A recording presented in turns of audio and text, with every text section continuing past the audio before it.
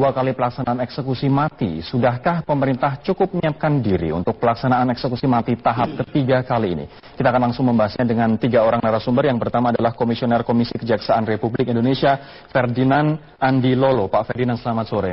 Selamat sore. Ada juga Kombes Pol Slamet Pribadi, Kepala Bagian Humas Badan Narkotika Nasional atau BNN. Pak Slamet, selamat sore. Ya, selamat sore. Bergabung melalui sambungan telepon Henry Yosodiningrat, Ketua Umum Gerakan Anti Narkoba atau Granat, yang juga merupakan anggota DPR. Nanti kita akan bergabung dengan Pak Henry, namun saya akan ke Pak Ferdinand terlebih dahulu. Betulkah segala persiapan teknis pelaksanaan hukuman mati sudah selesai? Dan artinya berarti tinggal menunggu waktu saja kapan ini dilaksanakan? Kami dari Komisi Kejaksaan sudah berdiskusi dengan Kejaksaan dan dalam hal ini kami tidak akan menjelaskan apakah sudah selesai atau belum selesai karena itu menyangkut strategi dari Kejaksaan dan kami tidak punya wewenang untuk ke situ. Tetapi yang jelas adalah segala persiapan itu tidak selalu datang pada saat mendekati seperti ini. Sudah bertahun-tahun sudah disiapkan, tinggal ditunggu saja komando dari Jaksa Agung semua. Lakukan awal Mei dan akan ada konferensi pers 3 hari sebelum pelaksanaan, Pak. Saya tidak bisa memberikan informasi apa-apa tentang itu. Oke. Untuk data dari Kejaksaan Agung mengatakan bahwa ada 40 orang yang sudah memiliki kekuatan hukum tetap, inkrah begitu. Kalau data dari Komisi Kejaksaan, berapa orang yang sudah inkrah? Kami sama dengan yang ada data di Kejaksaan Agung karena kita selalu mencocokkan data tersebut. Dari kami juga sekitar 40 orang juga yang inkrah untuk hukuman mati. Kalau Pak Slamet melihat untuk eksekusi tahap ketiga, walaupun tanggalnya belum pasti, namun Jaksa Agung pun mengatakan segala persiapan teknis sudah selesai. Apa yang ingin Anda sampaikan? Cukup jauh loh Pak dari eksekusi kedua tanggal 29 April. Ya, berkali-kali Pak Budi Waseso mendorong kepada eksekutor agar melaksanakan hukuman mati yang bagi yang sudah mempunyai kekuatan hukum tetap. Karena apa? Semua tahu fakta menyimpulkan bahwa para napi-napi yang dieksekusi mati itu masih mengendalikan dari dalam lapas. Harapan dia hidup itu sudah pesimis. Mau apa lagi? Maka untuk menyambung jaringan ke bawah maupun ke atas, dia melakukan transaksi. Ini harapan publik kita semua dan kita sebagai aparat tunduk apa yang menjadi kebijakan dari negara dalam hal ini melalui Kejaksaan. Ini mungkin sama kejadiannya dengan Beni Sudrajat, anggota dari Tangerang 9 yang sudah divonis mati, tapi justru malah melakukan lagi dari balik penjara dengan menggunakan 2 anaknya yang masih bebas, akhirnya divonis nihil karena sudah inkrah hukuman mati. Dari data pengungkapan kita, tidak hanya itu, masih banyak lagi di situ. Karena memang yang sudah divonis mati ini benar-benar buat susah kita semua. Terus kemudian peredaran di lapangan itu cukup marak akibat dari bagaimana dia mengendalikan dari dalam lapas. Baik, kalau menurut BNN, data dari BNN berapa Pak yang sudah seharusnya dihukum mati? Saya nggak punya data yang terakhir ya update. Kalau yang lalu mungkin sekitar 7 bulan lebih. Yang sudah ya, waktu itu, sekarang mungkin sudah banyak berkurang waktu itu. Baik, saya akan coba ke Pak Henry Yosodiningrat melalui sambungan telepon. Pak Henry, selamat sore. Selamat sore. Pak Henry, bagaimana menurut Anda rencana eksekusi untuk tahap ketiga ini Pak? Dikarenakan untuk tahap kedua sudah begitu lama, yakni bulan April 2015, kemudian saat ini pemerintah akan melaksanakan tahap ketiga. Saya melihat kok kayaknya persoalan yang nggak rumit dibuat rumit ya oleh Jaksa Agung ya. Persoalan yang semestinya ya nggak perlu harus ribut-ribut, harus berbagai dalih. Ya kadang saya lihat aneh ya. Apa yang saya maksud aneh? Saya baca beberapa media, salah satu alasan menunda yang masih belum akan dieksekusi ini, katanya sudah 2 kali menanyakan kepada Freddy Budiman katanya, apakah mau PK atau tidak. Loh itu kan aneh, bahkan sampai 2 kali katanya menanyakan itu. Jadi kesannya bukan menanyakan, tapi seolah-olah nyuruh, Freddy kamu PK dong, kok kenapa kegenitan gitu ya? Ya, jadi semestinya Jaksa Agung begitu dia perkara yang sudah inkrah memberitahukan kepada yang bersangkutan bahwa kamu akan dieksekusi kan gitu ya. Nah, saya mau PK misalnya, saya kasih waktu sampai sekian lama. Karena apa? Penundaan eksekusi mereka 1 hari sama saja melakukan pembiaran terhadap mereka itu untuk menghancurkan bangsa kita. Karena sebagaimana dikatakan oleh Pak Kombes Slamet Pribadi tadi ya, Bukan kita dibuat repot, bukan itu aja. Tapi setiap hari kita melakukan pembiaran terhadap mereka untuk membunuh anak bangsa ini dengan cara mereka mengendalikan bisnis narkoba dari dalam. Baik. Nah, jadi jangan dibuat sulit lah lebih jaksa. Tapi Pak Henry, pada waktu eksekusi pertama dan kedua ini menimbulkan hubungan diplomatik yang sangat memanas dengan Brazil, kemudian dengan Belanda, kemudian dengan Australia juga. Nah, nantinya dari 151 napi narkoba yang ada di Indonesia ini nanti ada warga negara dari Prancis, ada juga dari Belanda, ada juga kemudian dari Inggris begitu. Menurut Anda sudah siapkah pemerintah saat ini untuk menanggung konsekuensinya? Pasti siap. Presiden Republik Indonesia Joko Widodo sudah berapa kali menunjukkan sikap tegasnya ya, bahwa bangsa kita ini adalah bangsa atau negara yang berdaulat secara hukum. Kedaulatan kita tidak boleh dicampuri diintervensi oleh negara-negara lain. Sebesar apapun, sehebat apapun, karena negara kita juga besar, negara kita juga hebat. Ada negara yang akan menarik duta besar, ya tarik aja. Memang hubungan kita ini hanya sepihak, saling berkepentingan kok. Mereka juga berkepentingan dengan bangsa kita. Jadi peduli setan dengan intervensi dari bangsa-bangsa lain. Jangan hancur bangsa kita kok. Anak bangsa yang hancur, kita ini diambang kehancuran ini sekarang. Untuk apa dengar intervensi mereka? Apapun risikonya demi kedaulatan, martabat bangsa kita, laksanakan itu. Baik, Pak Henry, saya akan memutarkan pernyataan dari Jaksa Agung M. Prasetyo terkait dengan Anda tadi mengatakan yang Pak Jaksa Agung justru malah membuat eksekusi ini tidak tegas dan juga bulat begitu. Kita lihat bersama-sama. Selama ini kan ada yang bilang, Wah, ini kenapa kok Jaksa Agung eksekusi? Kalau ini tembak mati aja, ya kita semuanya kan ada prosedurnya. Yang bicara begitu pun saya pikir tahu prosedur dan tata cara. Kita nggak bisa gergetan saja kan. Ketika hukumnya semua sudah diberikan, baru itu bisa kita meningkat ke aspek teknisnya, yuridisnya selesaikan. Ya, karena ada isu-isu seperti itu. Ini kejaksaan ini gimana? Nggak segera menembak mati ya? Kita nembak sih, gampang. Tapi kan harus dilihat dulu dong. Jangan nembak ternyata nanti masih punya hukum yang belum dipenuhi, kemudian ternyata putusannya lain. Ada prosedurnya, Pak Henry, tidak bisa asal tembak saja. Tanggapan Anda, Pak? Apa dikatakan oleh Jaksa Agung itu bukan soal prosedur, saya aneh Prasetyo. Itu kan orang-orang yang sudah inkrah. Ya, kenapa lagi pakai alasan ada yang dikatakan kita masih tanya dulu, udah 2 kali dari tahun 2015. Ada dikatakan ini kan musim hujan mengganggu teknis. Jangan jangan dipersulit hari yang mudah. Saya nggak mengatakan bahwa tidak mengerti prosedur. Saya tahu prosedur kok. Saya juga sarjana hukum, saya juga ahli hukum kok.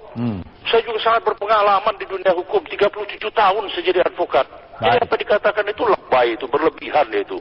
Nggak begitu caranya. Bukan itu dimaksud.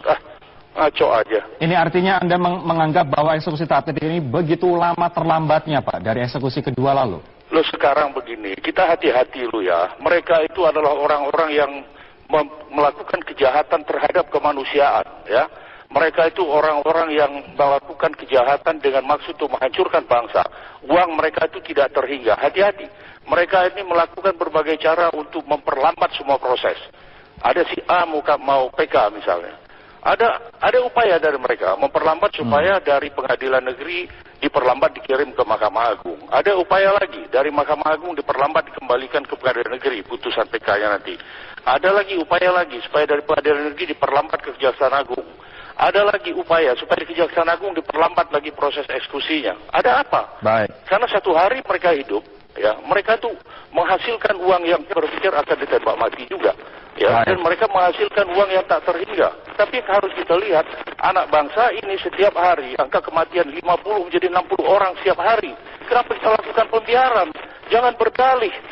Itu. Baik, mohon tahan di situ terlebih dahulu, Pak Henry. Bapak-bapak, kita harus sudah terlebih dahulu. Nantinya saya akan tanyakan, ini yang masih menjadi perdebatan, betulkah eksekusi mati menimbulkan efek jerah? Di saat mereka yang dieksekusi mati seharusnya, malah mengedarkan narkoba dari balik penjara. Kami akan membahasnya sesaat lagi. Pak Ferdinand, eksekusi mati batch ketiga ini tertunda karena alasan pemerintah yang tidak ingin, ada resiko pertumbuhan ekonomi waktu itu. Menko Polhukam Pak Luhut mengatakan seperti itu. Nah, apakah dengan pelaksanaan hukuman mati batch ketiga ini sudah tidak ada lagi ganjalan pertumbuhan ekonomi tadi, Pak? Sebenarnya kalau dilihat dari hukum acara pidana kita, ketika suatu putusan sudah mempunyai kekuatan hukum tetap dan terpidana mati sudah menghabiskan seluruh haknya untuk membela dirinya, maka sudah tidak ada lagi alasan bagi eksekutor, dalam hal ini Kejaksaan Agung, untuk melakukan penundaan. Itu sudah langsung bisa dilakukan eksekusi. Soal apakah itu masalah ekonomi atau tidak, itu bukan bagian dari pertimbangan. Bukan merupakan bagian dari pertimbangan penegakan hukum, karena itu tidak ada dalam hukum acara pidana, kecuali kalau presiden mempunyai pertimbangan lain untuk itu. Jadi dalam hal ini, kalau semua tadi sudah dipenuhi segala prosedurnya, itu hak-hak dari terpidana sudah, laksanakan saja. Tapi tadi Pak Prasetyo mengatakan harus menunggu prosedur, sehingga begitu jauh antara batch kedua April 2015 sampai dengan sekarang batch ketiga yang diprediksikan atau banyak orang bilang akan dilakukan Mei tahun ini. Kita harus bicara mengenai nyawa. Ketika seorang ditembak mati, dieksekusi, itu tidak akan kembali lagi. Jadi saya sepakat dengan apa yang disampaikan oleh Jaksa Agung, prosedur. Karena kita adalah negara hukum. Kalau kita hanya menggunakan emosi, kita hanya menggunakan kemarahan kita, gampang saja kita jajarkan saja hari ini kemudian kita tembak mati. Tapi apa iya begitu? Kita adalah negara hukum. Itu. Kita boleh marah, tetapi kita tidak boleh melanggar aturan-aturan yang sudah ada. Setuju Pak Slamet dengan adanya prosedur sehingga begitu lama antara batch kedua dengan batch ketiga. Dan mereka bisa mengendalikan narkoba di dalam lapas. Ya, yang punya kewenangan untuk mengeksekusi adalah eksekutor. Dalam hal ini adalah jaksa penuntut umum. Kalau soal mengendalikan dalam lapas, memang ya itu fakta. Beberapa kali penangkapan memang, pengungkapan memang dikendalikan dari lapas. Contoh kemarin yang ada hubungan dengan AKPIL, itu adalah bentuk dari pengendalian dari lapas yang bernama Toge, yang beberapa waktu yang lalu sudah divonis oleh pengadilan. Ini adalah fakta, memang mengendalikan dari dalam lapas itu masih eksis di situ. Apakah kemudian eksekusi hukuman mati bisa dilakukan untuk menjerakan di saat sebenarnya salah satu masalah terbesar adalah pengelolaan lapas dan juga mentalitas petugas lapas, Pak? Untuk melaksanakan tujuan hukum memang harus dilakukan. Salah satunya adalah mengeksekusi mati apabila hak-hak yang bersangkutan sudah dilakukan. Kita lihat bahwa seseorang yang berbadan hitam, implementasi aja ya, berbadan hitam, tegap, gede, ketika berhadapan dengan penyidik, itu nangis ketika dibacakan hukuman mati, Anda terkena hukuman, dia langsung nangis, tunduk itu kepalanya. Artinya apa? Itu adalah memberikan efek jera. Terus kemudian, kalau bicara bahwa hak asasi manusia, mungkin saya konteks lain, yang diperhatikan hanya hak-hak perorangan. Bagaimana dengan orang yang meninggal per hari, kata antara 40 sampai 50 orang. Apa yang dikatakan oleh Bang Henry. Jadi sangat tidak adil apabila hanya memperhatikan satu orang, sementara dia melakukan perencanaan pembunuhan massal secara sistematis dan terstruktur. Itu. Baik, saya akan mengajak teman-teman untuk menyimak secara lengkap wawancara dengan Jaksa Agung M. Prasetyo berikut ini.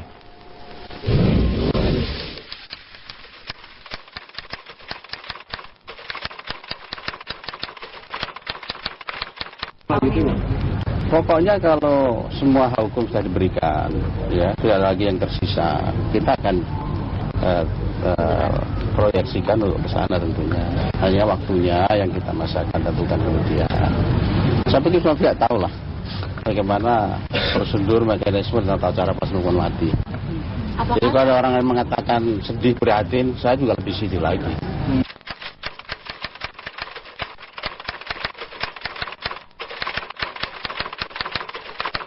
Mary Jane masih menunggu proses hukum di Filipina. Kita hormati dan hargai apa yang sedang dilakukan di Filipina.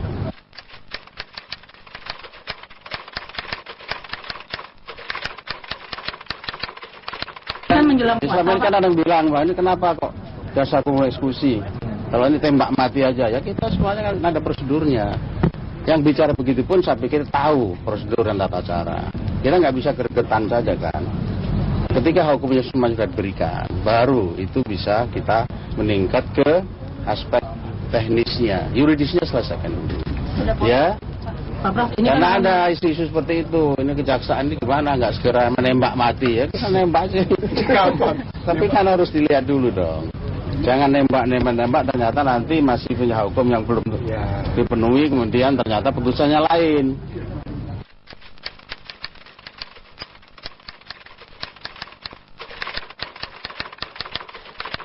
Koordinasi sudah dilakukan. Ya.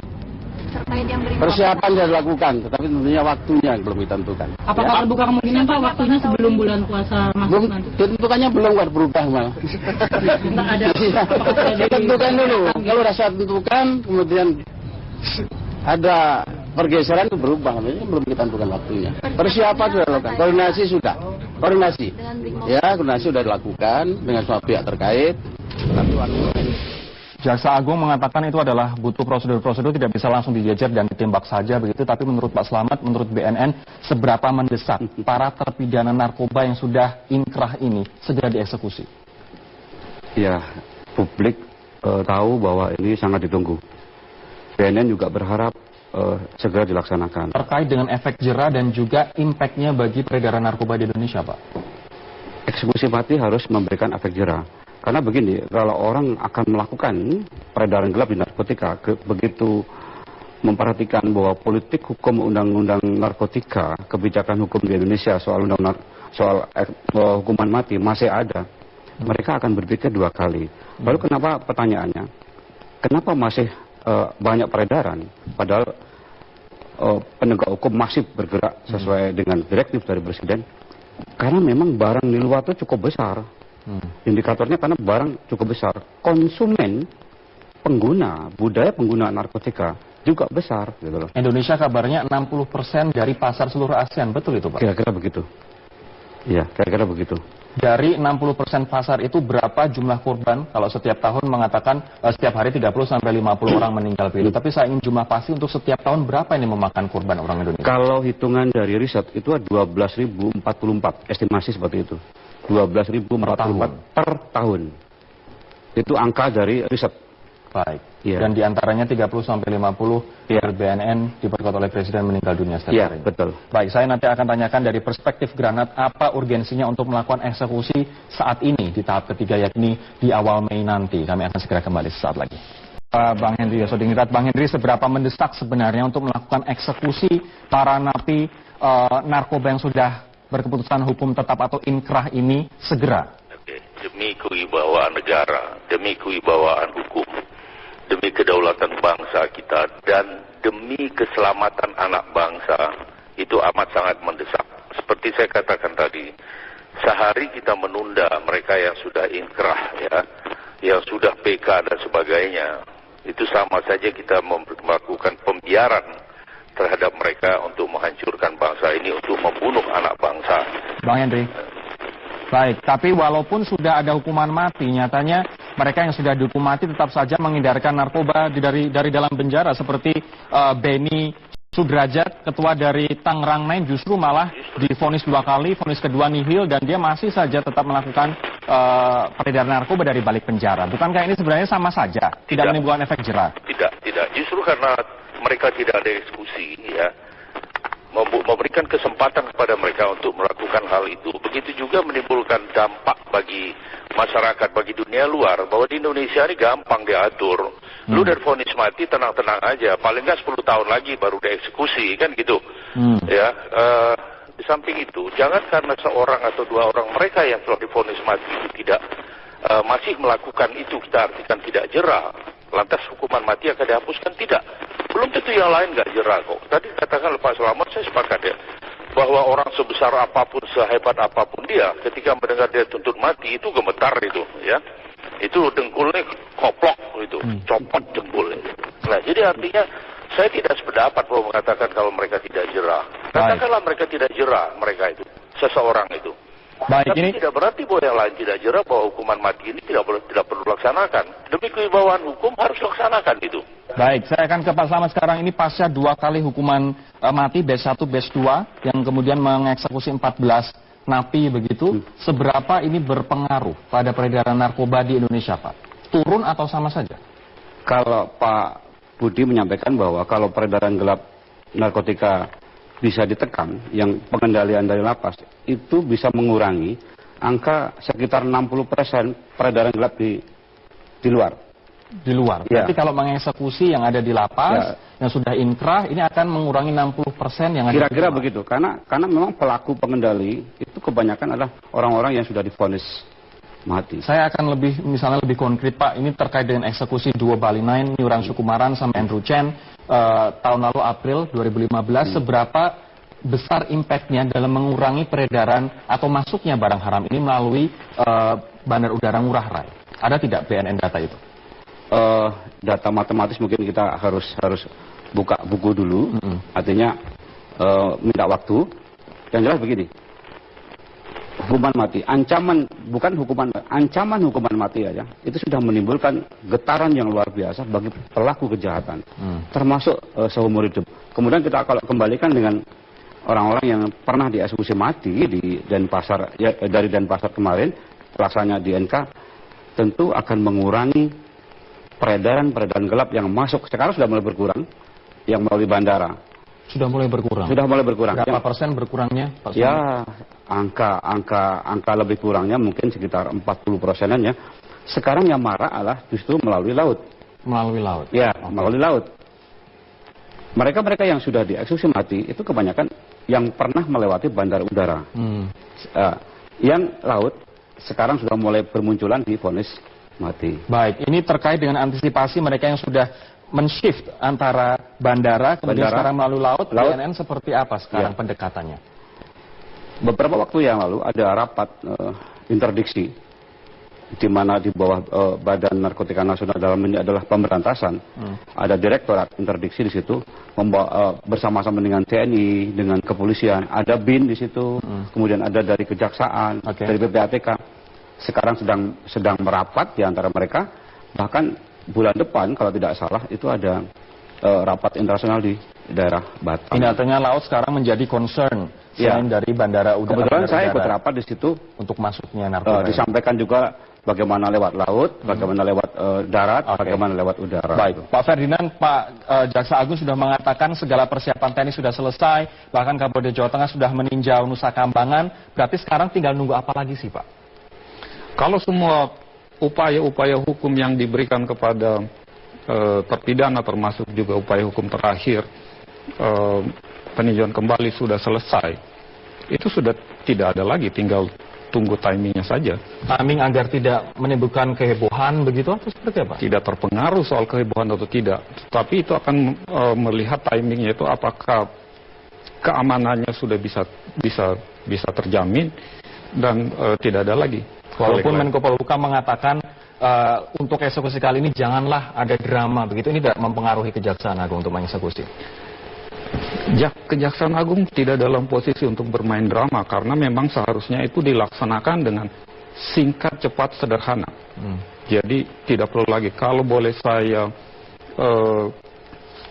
ingatkan atau sarankan, jangan seperti eksekusi 1 atau 2, itu terlalu banyak drama di situ. Laksanakan saja, setelah itu umumkan bahwa kita sudah selesai melakukan eksekusi. Sesederhana itu saja. Baru diumumkan setelah dilakukan eksekusi. Iya. Baik, terakhir ke Bang Henry. Bang Henry, apa yang ingin Anda sampaikan terkait dengan eksekusi ini? Apakah Anda menginginkan segera dilakukan atau Anda menginginkan hal yang lain? Kesimpulannya seperti apa? Ya, saya berharap supaya Jaksa Agung selaku eksekutor, selaku bertanggung jawab penuh terhadap eksekusi sesegera mungkin. Jangan memberikan kesan tidak bersemangat dan tidak memahami semangat atau jeritan hati nurani rakyat ini menginginkan segera eksekusi. Jangan dengan santai menjawab, berdalih gitu ya, kemudian musim hujan lah, itu tidak benar lah gitu ya. Dan soal kehebohan apapun harus dihadapi ya, kita harus ingat bahwa yang akan dieksekusi mati ini adalah pelaku-pelaku kejahatan terhadap kemanusiaan yang mempunyai tujuan untuk menghancurkan bangsa ini secara konsepsional dan sistematis. Laksanakan, itu aja. Baik, Bang Henry, terima kasih atas waktunya. Teman-teman, terima kasih atas waktunya. Sore hari ini, pemirsa, demikianlah perbincangan kami di Prime Time News kali ini. Kami masih akan memiliki satu informasi lagi setelah jeda berikut ini.